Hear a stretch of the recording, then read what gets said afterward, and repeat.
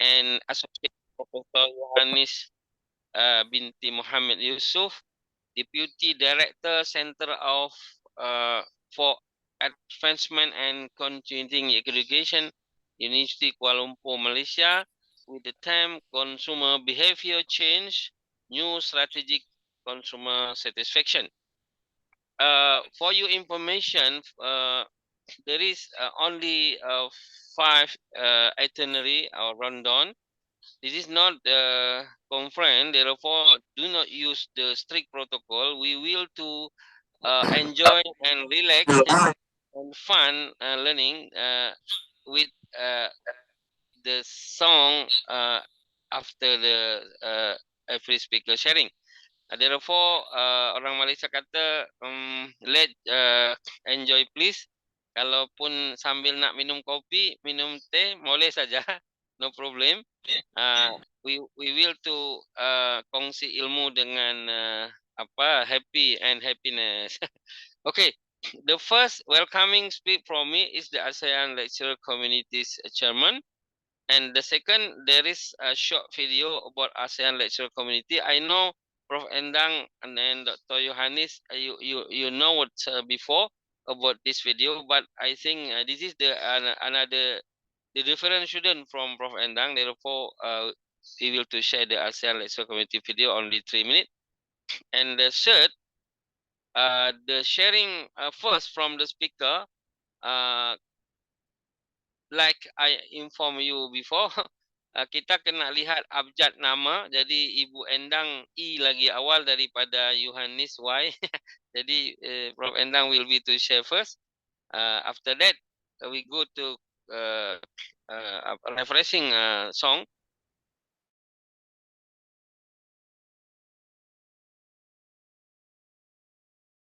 After all the speakers sharing, the fourth go to question answer. Therefore, ladies and gentlemen, the student from Jakarta, from Malaysia, from Shotentai usually follow this program. You can to use chat box for you share your question, or you can to share question direct to my email address. No problem. I will to share my email address after this welcoming speech.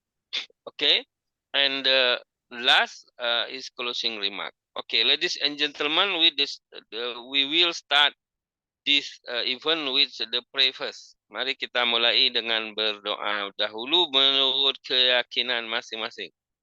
Pray first, please. Bismillahirrahmanirrahim.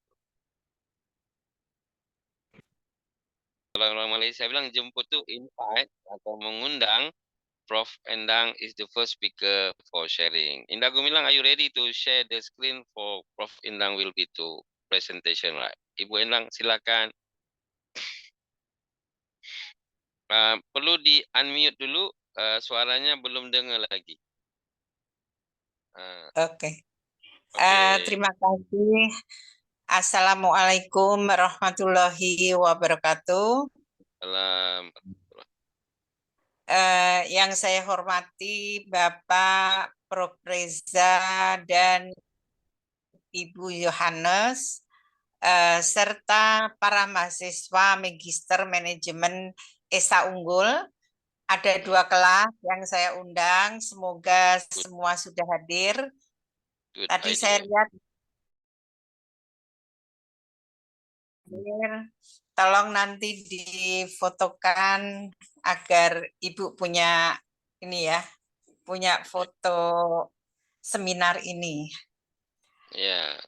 Nah, ada Monika, ada Ilahi, ada Manurung, tadi ada Tambunan, lain-lain. Ya, perkenalkan saya Profesor Dr. Endang Ruswanti, dosen dari Universitas ESA Unggul, terutama Fakultas Ekonomi. Ya, dulu saya kakak kelas dari Profesor. Oh, suaranya ini berarti Ibu pakai Abdul Ghani ya? Coba di. Oh, maaf. Dulu kita sama-sama kuliah di UII dengan Prof. Reza, tetapi lebih duluan saya. Saya baru 37 tahun mengajar. Mudah-mudahan Allah memberikan kesehatan bagi kita semua. Amin. Walaupun ada COVID, tetapi kita tidak tersentuh COVID. Amin. Amin. Nah, judul dari materi hari ini adalah Consumer Behavior, New Strategic Consumer Satisfaction. Nah, bagaimana strategi dari cara memberikan kepuasan kepada konsumen, ya. Nah, beberapa penelitian yang telah saya lakukan memang pelayanan itu memiliki hubungan sangat erat dengan kepuasan pelanggan. Setelah pelanggan itu dilayani dengan baik, maka dia akan merasa puas. Harapannya kita sebagai pembisnis adalah pelanggan akan memiliki loyalitas yang tinggi, sehingga apapun produk dan jasa yang kita tawarkan akan direspon oleh para calon konsumen maupun konsumen. Nah, namun kita perlu melihat dulu definisi dari perilaku konsumen.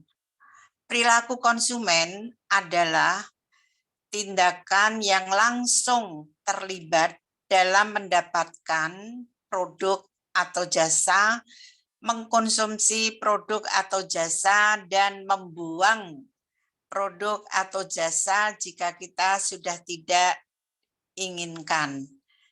Nah, jadi proses mencari produk, proses mengkonsumsi produk, proses membuang produk, itu didefinisikan sebagai kelakuan konsumen atau perilaku konsumen. Nah, selanjutnya, pada saat ini kita sedang melewati pandemi, ya. Dengan adanya pandemi dari tahun 2019 atau 2019, maka kita saat ini masih belum stabil, baik dalam bisnis, dalam bersosial, dan lain sebagainya. Sehingga perilaku konsumen menjadi berubah, ya. Saat ini menjadi berubah. Kalau dulu kita sering belanja ke mall, saat ini kita tidak perlu datang, ya, ke mall dengan menghemat waktu dan biaya. Kemudian ketika pembayaran tidak perlu mengantri. Kemudian layanannya akan optimal, namun tidak ada interaksi antar penjual dan pembeli secara langsung. Nah, ini adalah strategi yang dilakukan oleh beberapa pengusaha bisnis agar bisnisnya tetap langgeng. Nah, jadi biasanya kita menggunakan e-marketing, ya, atau belanja online.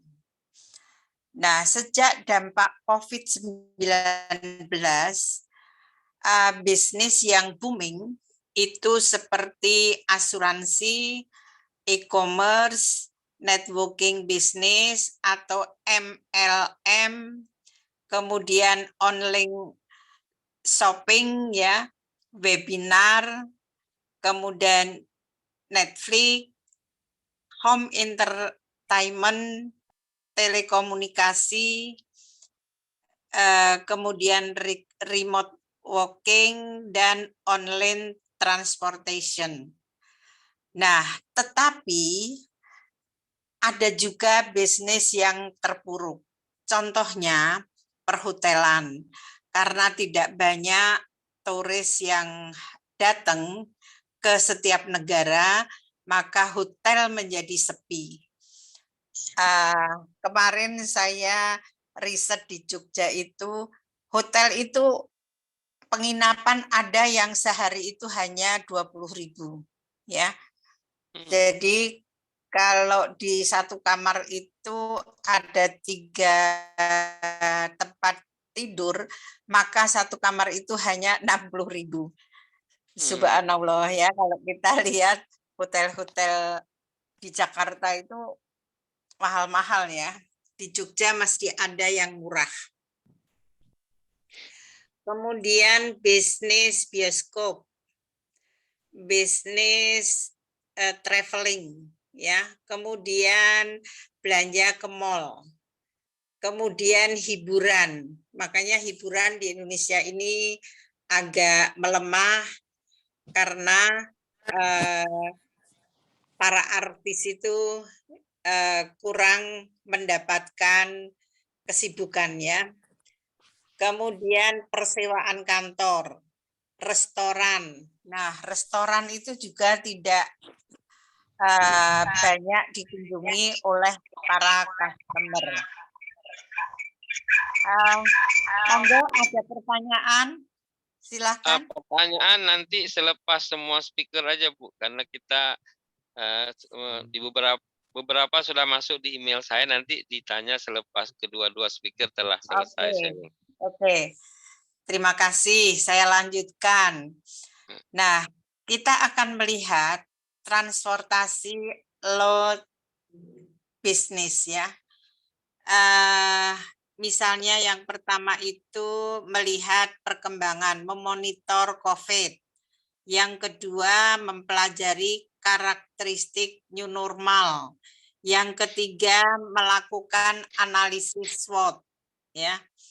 Kemudian yang keempat merumuskan strategi baru yang sesuai dengan saat ini. Yang kelima pengujian strategi baru. Yang keenam meluncurkan strategi baru low touch business. Ya. Nah ini kira-kira ada beberapa jurnal yang menyampaikan langkah transformasi dari bisnis saat ini. Nah, jadi saya membaca dari beberapa jurnal, kemudian saya rangkum, sehingga ini ada beberapa hal yang bisa kita sharing. Nah, selanjutnya, banyak dari mereka yang merasa memiliki lebih banyak waktu untuk membuka ya internet, browsing, membeli sesuatu dari toko online karena males masak ya. Padahal kita saat pandemi ini pas sekali kita belajar masak. Karena untuk membeli di luar rumah itu kadang-kadang kita kurang percaya kebersihannya, ya. Ternyata dengan pandemik ini saya memiliki pengetahuan yang bertambah. Contohnya apa? Ketika kita mau jus dari healthy juice, ya healthy juice itu ramuan dari apel, kemudian seledri, kemudian ada sayurannya, ada limonnya, ada madunya. Kemudian kita jus sebelumnya direndam dulu pakai enzim buah selama 40 menit. Sehingga kotoran yang ada di dalam sayur maupun buah itu rontok ya. Selama ini kita nggak tahu ya. Ternyata saya ada pengalaman yang menarik yaitu mengikuti detox empedu. Nah, itu contohnya ya. Kemudian belanja dimudahkan, tinggal pesen datang ya. Walaupun kalau dihitung-hitung secara ekonomi kita ini merugi karena beli matang, beli masakan yang sudah matang itu keuntungan mereka itu 100%. Misalnya biaya masakan itu hanya 20.000, tapi dijualnya kan 40.000. Berarti kalau kita yang masak sendiri kita lebih untung 20.000. Ini secara perhitungan ya. Karena kalau ibu rumah tangga itu ngitungnya agak jelimet, Prof. Reza. Ya. Kita semuanya dihitung sehingga diharapkan lebih efektif dan efisien. Nah, saat ini sosial media marketing itu menjadi salah satu tool bisnis andalan para pengusaha. Untuk dapat memberdayakan sosial media, pastikan harus memahami dasar-dasar pengetahuan tentang bisnis sosial media. Barangkali itu sudah saya sampaikan sebelum ini ya, Prof. Reza, tentang benar. sosial media. Ya, dengan waktu itu dengan Dr. Evi dari University Manufacturing. Ya. Nah, tipe media sosial itu bisa berupa bookmarking, kemudian jaringan sosial, jaringan bisnis, alat kolaborasi, foto sharing, video sharing, blog, kemudian wikis, ya. Sekarang tambah lagi Telegram, ya. Nah, jadi itu macam-macam dari sosial media. Nah, di sini bagaimana cara membidik customer secara ideal sebagai langkah awal berbisnis online. Di sini kita akan melihat sekiranya yang hadir di sini itu akan mendirikan bisnis online. Nah, tracknya sudah ada ya di sini. Kemudian tugas besar dalam membidik pasar online. Nah, ini yaitu target pasarnya siapa, ya, segmentasinya siapa, ya. Segmentasi itu membagi pasar yang bersifat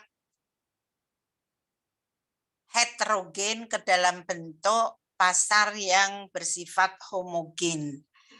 Jadi dasarnya segmentasi itu ada geografi, kemudian demografi, ada gaya hidup, ya, ada perilaku. Nah, itu dasar dari segmentasi pasar. Karena kalau kita ingin berbisnis, kita harus jelas, ya, konsepnya menggunakan konsep apa, kemudian segmennya siapa, apakah segmennya bayi atau anak-anak umur 0 tahun sampai 1 tahun, ya, atau bisnis khusus untuk kebutuhan para lansia, ya. Sebetulnya peluang karena saat ini lansia itu banyak sekali. Tapi untuk kebutuhan akan fashion itu kurang, ya, kurang diminati oleh pembisnis, ya. Ada peluang sebetulnya, ya, bagaimana model-model fashion, ya, yang sesuai dengan para lansia, baik itu putra maupun putri, ya, termasuk ibu, ya, lansia. Ibu nyari-nyari, kayaknya toko itu semua membuka fashion itu untuk remaja, ya, sama dewasa. Artinya kalau khusus untuk lansia itu tidak teropeni. Jadi saudara bisa mengambil peluang itu menjadi market niche, ya, market niche, ya. Nah, saya lanjutkan profil pengguna sosial media di Indonesia. Di sini kelihatan ya, yang paling banyak itu umur 25 sampai 34. Nah, kemudian yang paling sedikit itu adalah orang-orang yang sudah sepuh, ya, paling sedikit karena gaptek. Mungkin kalau ibu tidak bekerja juga mungkin termasuk tidak menggunakan, ya, karena teknologi HP, teknologi untuk media sosial itu tidak mudah. Nah, di dalam media sosial itu kita harus melihat marketing atau pemasarannya, kemudian selling dan branding, ya. Merek itu harus jelas, ya, kalau bisa banyak dikenal konsumen. Kemudian cara menjual produknya bagaimana. Nah, itu harus diperhatikan jika saudara nanti mau bisnis online. Nah, di sini marketing dalam bisnis online selalu terkait dengan audiens, ya. Jika bicara target market, maka harus memahami kebutuhan dan keinginan audiens. Kira-kira apa saja ya kebutuhan calon konsumen yang belum dipenuhi oleh pasar. Nah, itu peluang bagi kalian mendirikan bisnis. Yang kedua, selling adalah aktivitas penjualan. Apakah penjualan itu hanya dilakukan tatap muka, ya, atau offline, atau menggunakan penjualan online. Nah, ini harus dipilih, ya, supaya konsumen maupun calon konsumen bisa mendapatkan produk yang kita tawarkan. Kemudian branding itu adalah seni. Bagaimana produk itu diberi nama atau merek, ada logonya, merupakan atribut dari suatu bisnis agar berkesan dan menempel di benak audiens. Dalam branding itu yang pertama adalah ciri khas dan nilai yang kuat yang dijual, produk atau jasa yang dijual. Yang kedua adalah aktivasi dengan tepat sesuai value produk. Yang ketiga, sering terlihat oleh audiens, ya. Makanya kalau sekarang sedang booming mobil listrik, ya. Nah,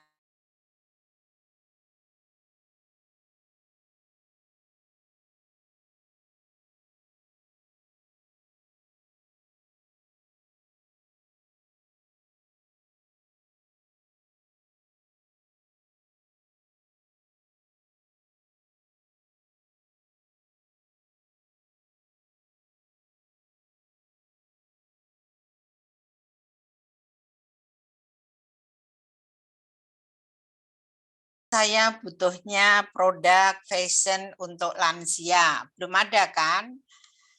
Nah, setelah itu kita akan mencari beberapa alternatif dan kemudian memilih salah satu dari alternatif tersebut. Kemudian terakhir memutuskan pembelian. Yang saya hormati para mahasiswa, Prof. Reza, Prof. Yohanes, saya rasa dari saya cukupkan sekian. Terima kasih. Jika ada hal-hal yang kurang berkenan, Ibu mohon maaf. dan saya kembalikan kepada Prof. Reza. Terima kasih. Kalau Profesor yang sharing singkat, padat, dan jelas. Beberapa pertanyaan sudah masuk di email saya akan baca selepas kita dengarkan refreshing song by video first, and then please Dah boleh start ke Pak Reza?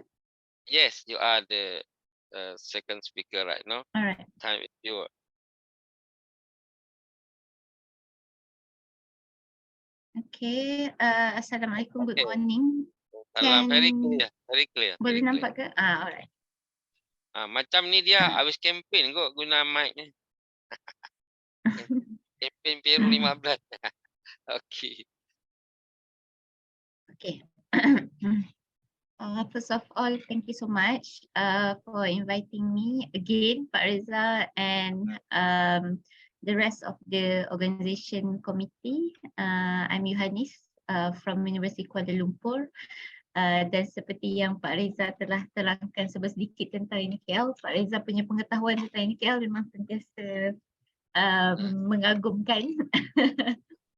Okay, so I'm from currently I serve as Deputy Director in one of the center at HQ of NKL, which located in Kuala Lumpur.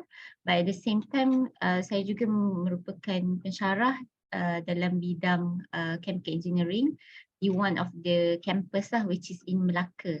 So kalau pernah datang ke Malaysia, then you will know that Melaka is a historical town in Malaysia.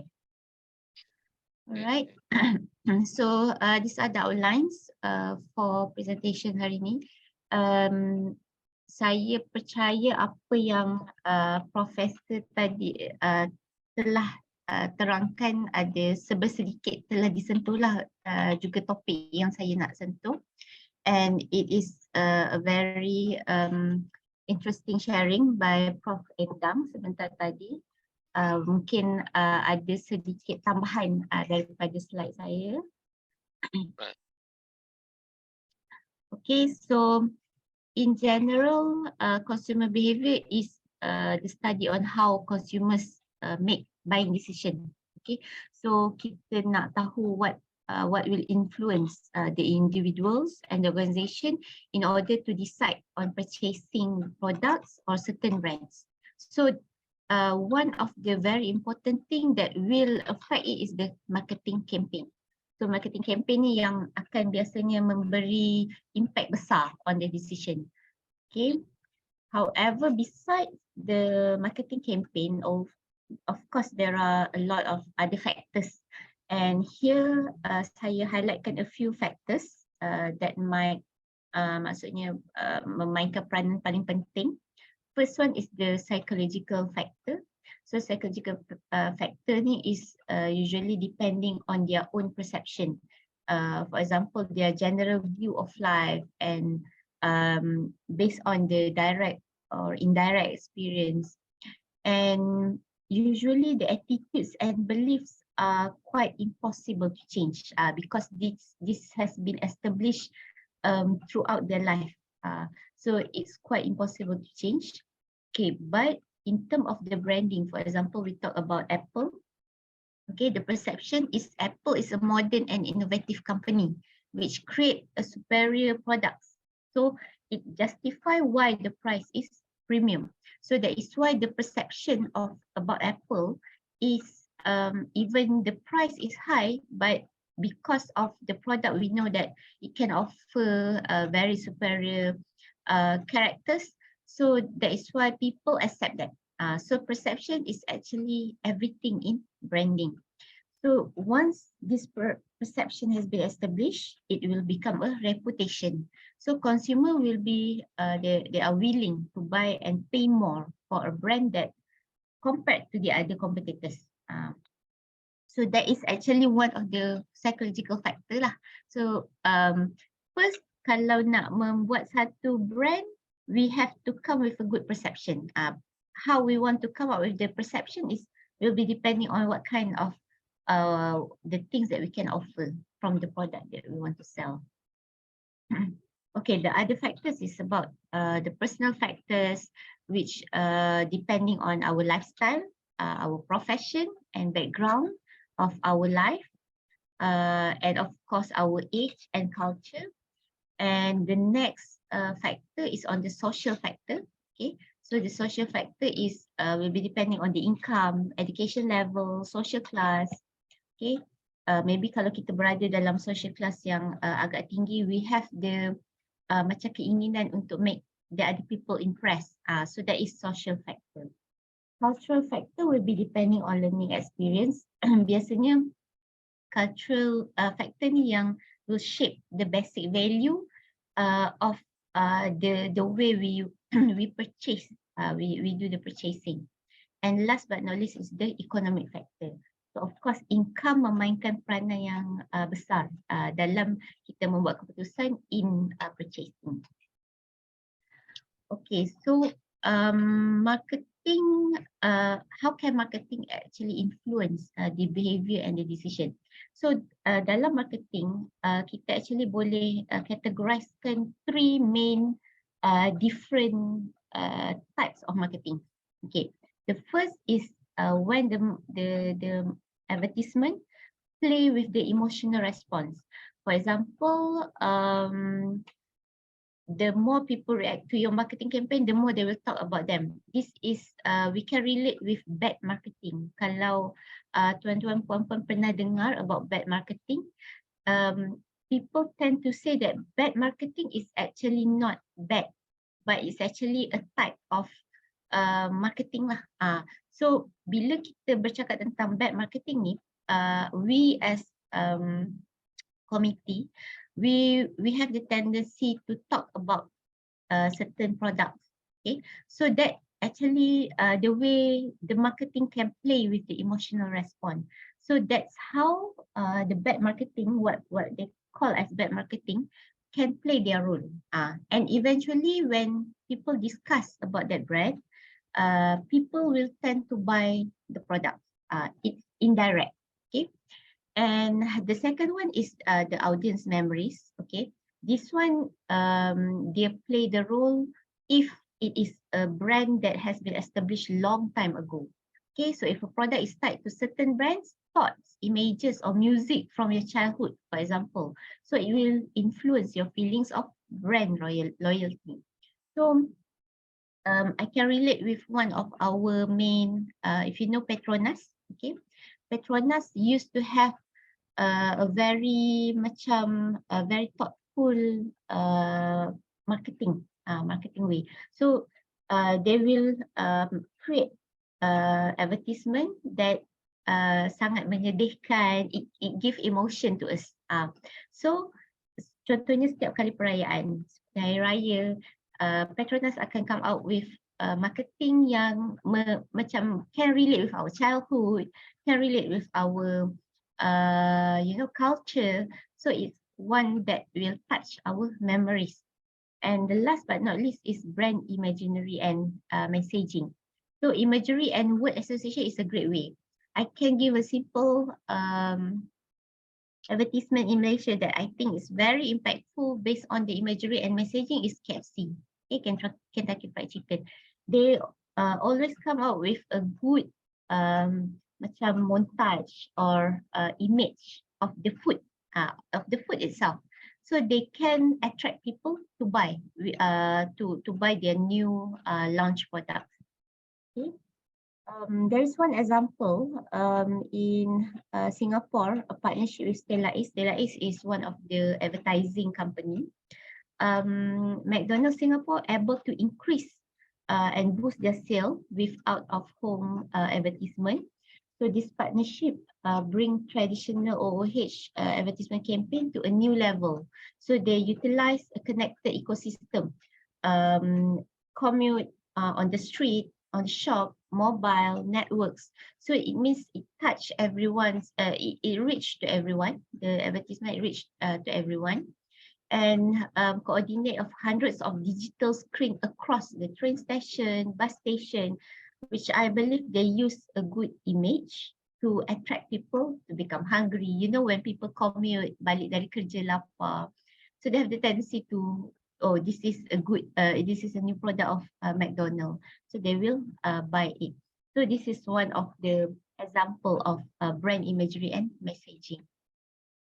Okay, so now we are actually have the shifting of consumer behavior trend. Okay, so business evolve, so do consumers' habits and priorities. So the taste of customers 10 years ago will be different from the present taste. Okay, it evolved, right? When trying to create and enhance your marketing strategy, always keep in mind that consumer behavior trends change. So now we can actually relate with our what happened recently, which is the pandemic, COVID-19. All right, so post-pandemic world, consumers expect their shopping habits to change permanently. So based on the research that has been conducted, people have mereka ada certain focus when they want to spend their money. First is they want to limit their food waste, okay, and they already started to shift to health products, all right. Because their consciousness on the health has been increased, and they are started to making sustainable choices. Yang mana bila decide untuk beli sesuatu tu, the decision tu adalah untuk barang-barang yang memberi penjimatan. So shopping more cost consciously, closer neighborhood, and so on. So all this actually affect the trend of the consumer behavior, right? Okay, first, of course, we can see that people has shifted to shopping online. Okay, so we are actually has been forced to live differently when the MCO, the lockdown has been enforced. So it's resulted on shopping and spending differently. Okay, staying indoors have naturally increased the need for online shopping. We don't have any other option. So we can see the rapid changes in behavior that would have otherwise taken years. Okay, maksudnya because of COVID, it happened within less than a year. We don't have option, so we need to adapt. Okay. Actually we thought it could happen within 10 to 20 years, but because of COVID, it happened within less than a year, and we actually succeed to adapt. Okay, so how quickly people have adapted to purchasing groceries online, for example, is something yang kita tak pernah terfikir, because grocery is one of the things that we prefer to buy physically. Okay, because of it's fresh, because we can select by our own eyes and hands. So now sebab kita dah tak ada the option, so we need to purchase groceries online. So this one category of goods that was not frequently purchased via the web. Okay, in fact, in one of the report, the New World of Consumer Behavior Restaurant 2022, they unveiled that there will be minimal of single dining experience. People dah shift kan from single dining outside to single dining indoor. So the trend has been changed, right? And okay, in US, consumer spends 211.5 billion to e-commerce. Okay, this is e-commerce has been telah memang menjadi fokus lah once we involve in online shopping. E-commerce the business in e-commerce has boost up, right? And the events of the last year have resulted in such a significant acceleration both from consumer and a business standpoint. So we've seen shopping behavior from consumers just fast forward, okay? And when we think about the online grocery shopping today, it was versus where it was 18 months ago. 18 months meaning 1.5 years ago. Okay, have we ever predicted that people will be shopping for fresh, perishable groceries online as much as they are, as frequently as they are today? So memang because of COVID, because we don't have options, So kita telah convert to something yang out of our norm, right? So according to a recent Prosper Insight and Analytics survey, 46.9% of adults over 18 focusing on more on what they need in life rather than what they want. And 32.9% have become budget conscious. So this is actually a good trend, okay? Because people has become more careful, cautious about how they spend, okay? Business can opt to create enhanced customer experience.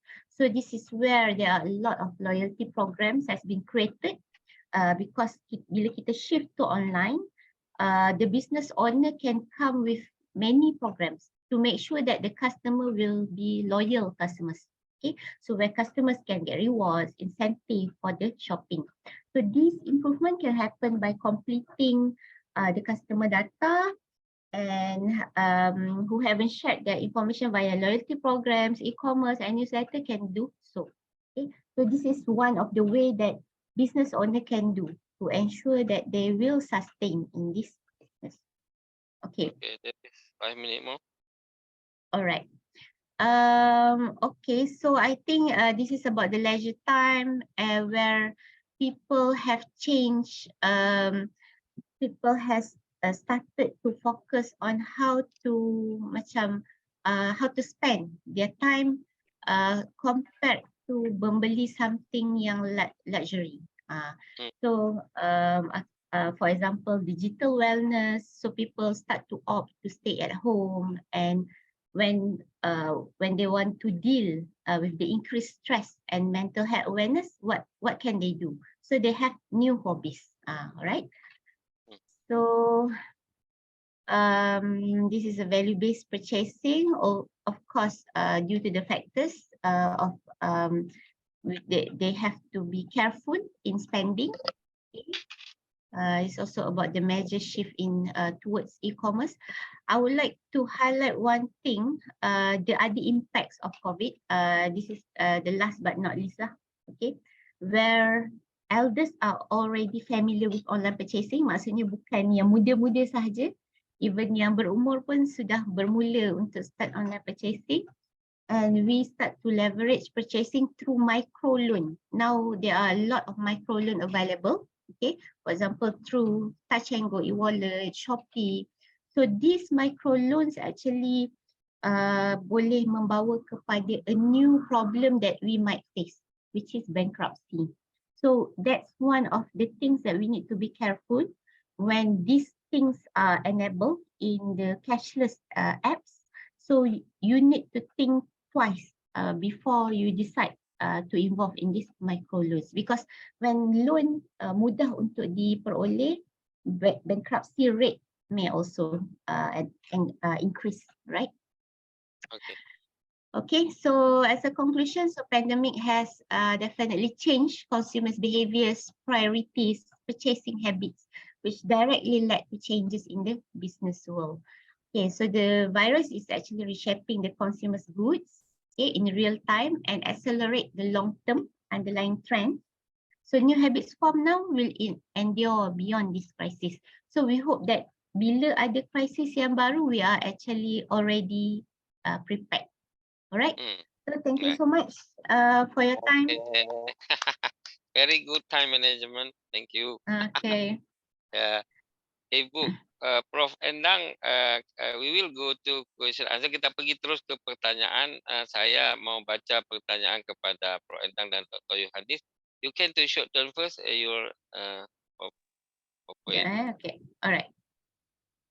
Prof Endang, ini boleh dengar suara saya ya? Kena dengar. Oke, ini ada beberapa pertanyaan, tapi biasanya selalu saya pilih 2 saja untuk setiap speaker karena melihat masa. Oke, ini dari Putri. Setelah COVID, sangat menarik sharing Prof Endang tadi, menambah wawasan saya juga. Nomor 1, setelah COVID terjadi, setelah COVID telah terjadi perubahan perilaku konsumen yang sangat signifikan.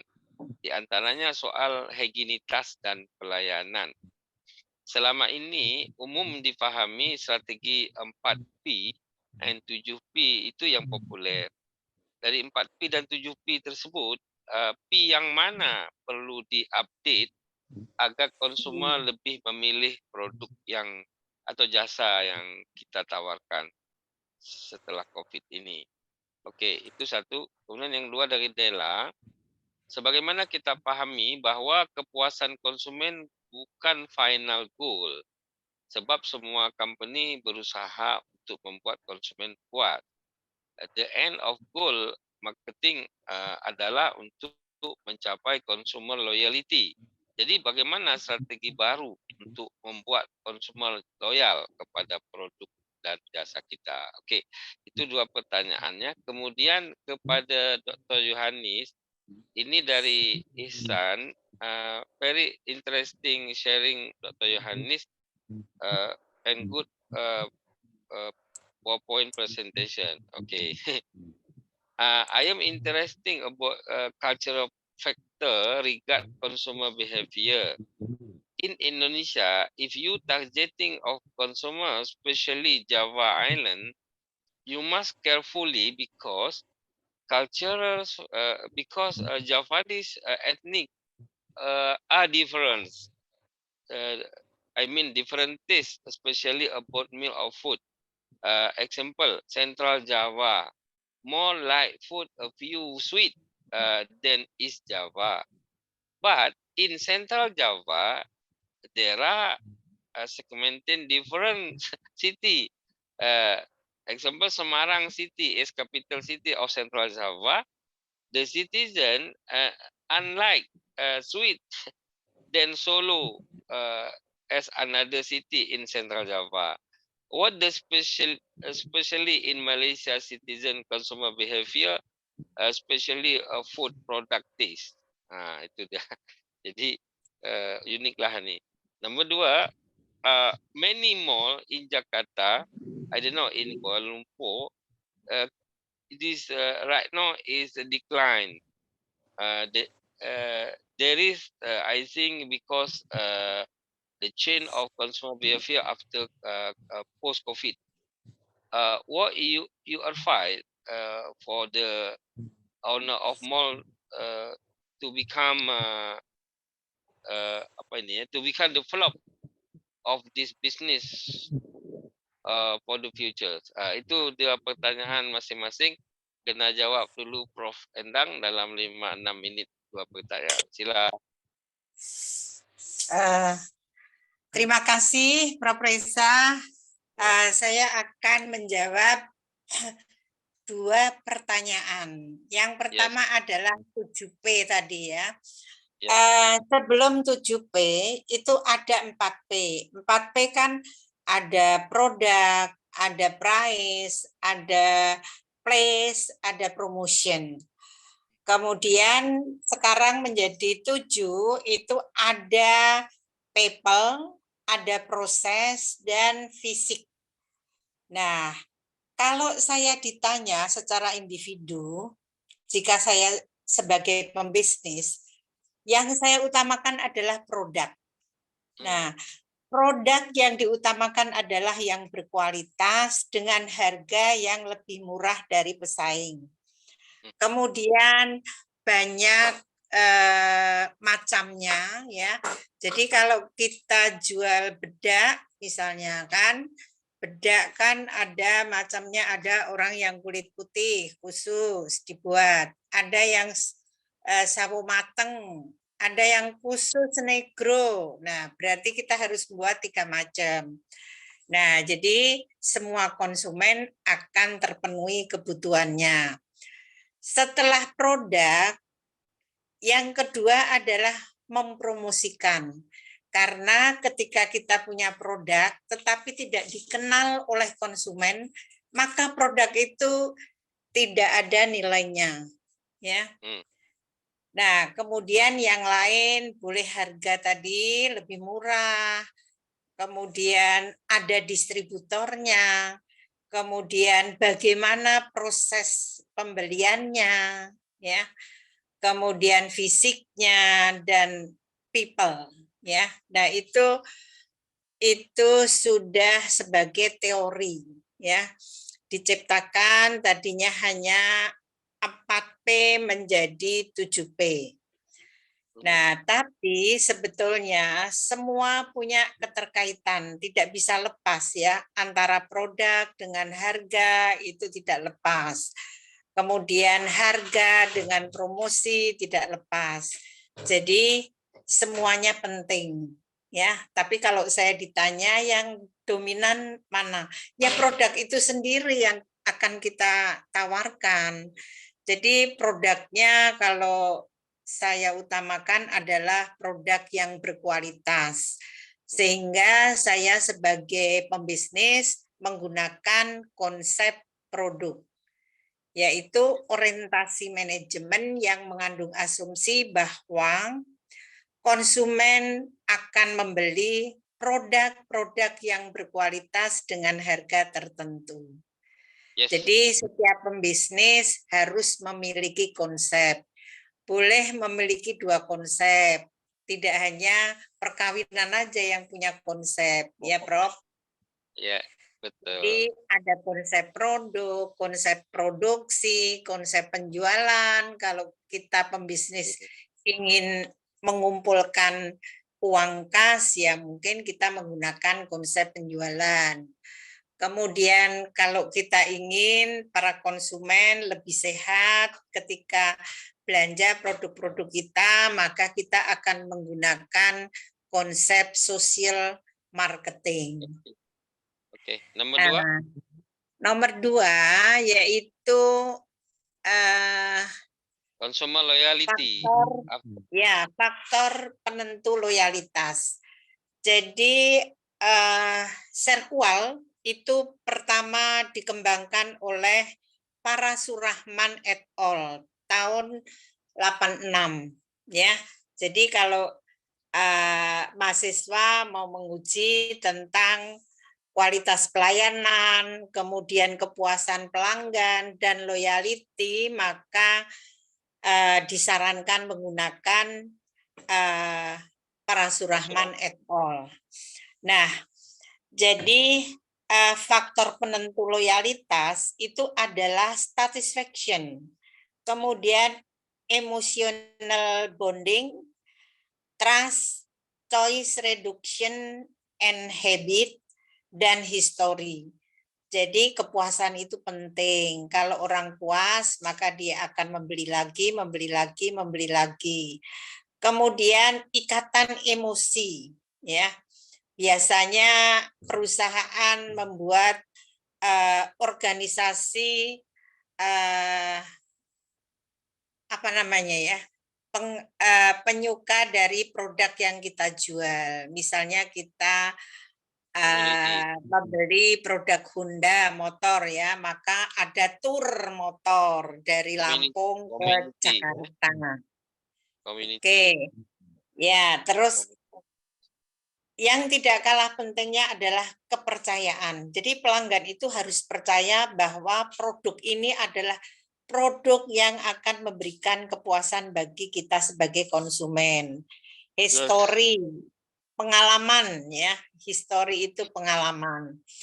Jadi cara meningkatkan loyalitas pelanggan antara lain dengan memberikan diskon, kemudian membangun kepercayaan, kemudian mengembangkan hubungan lebih dekat, ya, membuat relationship antara pengusaha dengan konsumen, ya.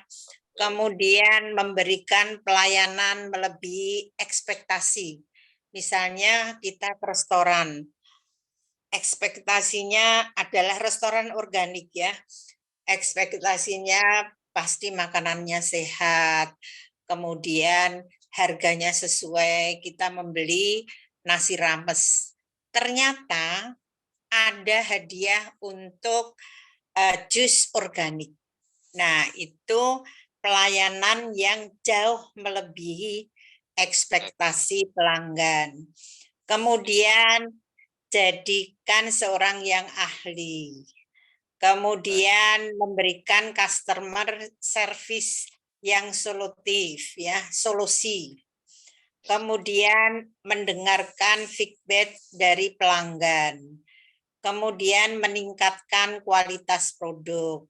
Seperti kemarin itu saya pernah menginap di sebuah hotel ya, padahal hotel itu bintang 5. Nah, saya renang di situ.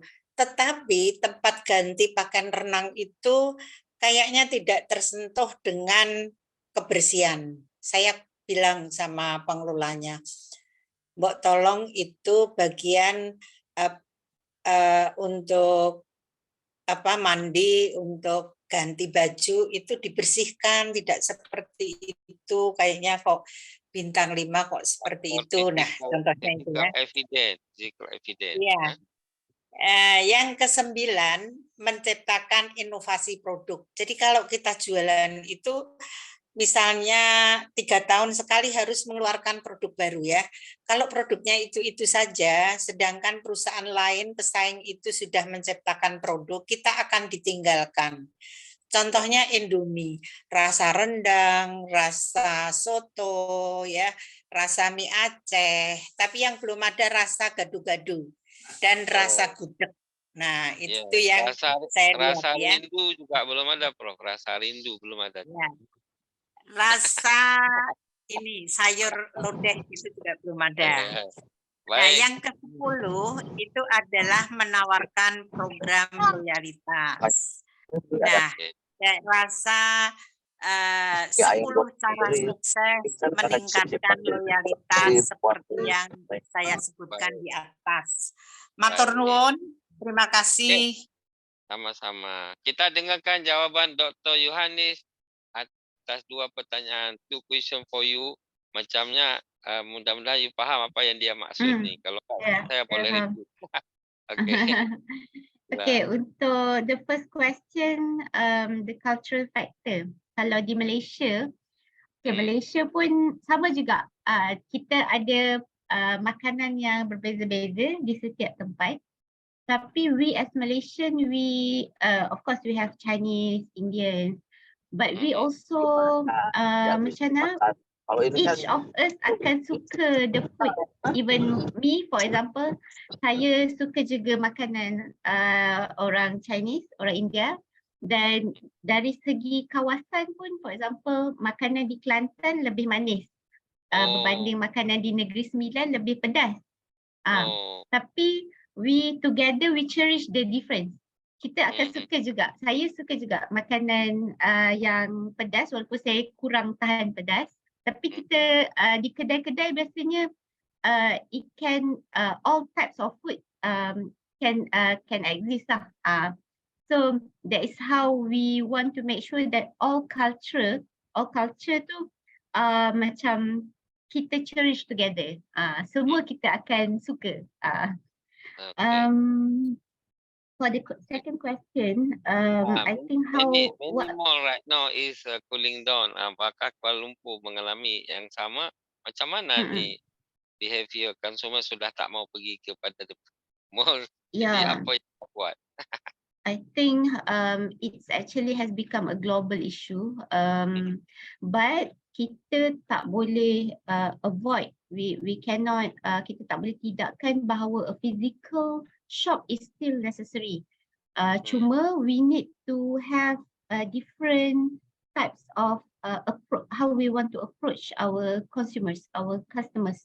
So kita perlu ada physical shop juga, but at the same time kita kena ada all those online platform, and the way we advertise, the way we want to make a deal with the customer should become our priority. Kita kena bijak tackle the customers based on the current trend lah. For example, macam tadi kalau kita dah start menggunakan banyak penjualan melalui online platform, kita perlu banyakkan juga macam package yang menarik. Kalau diorang ambil macam ni, so you will get what in return. Maybe the deal can be for 1 year, for 1 whole year, you can purchase all this within how many ringgit, for example. So kita tak boleh elak yang sekarang we need to adapt with the current online purchasing. Because we don't know what will happen next. After this pandemic, what will happen next? So kita kena sentiasa enhance and improve lah the existing Yes. methods that we have. Yeah. Yeah, makes sense. Okay. Yeah. Before the closing remark, let's we look the last song by video. But right now,